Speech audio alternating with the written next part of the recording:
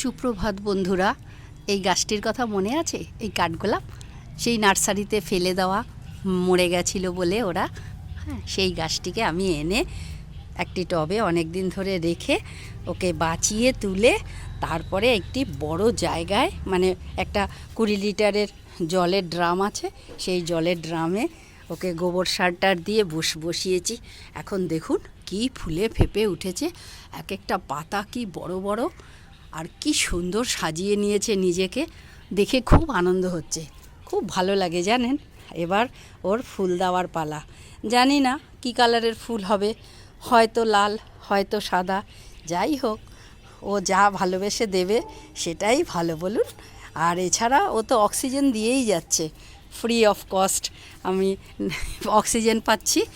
আর এই দেখুন না কি জ্বালাতন আমার বাগানে, একটু মাটির যদি অংশ পায় সর্বত্র দেখুন তুলসী গাছে ছেয়ে থাকে, একটা টবও বাদ যায় না, মায়ার বসে তুলতেও পারি না, এই হয়েছে এক জ্বালা।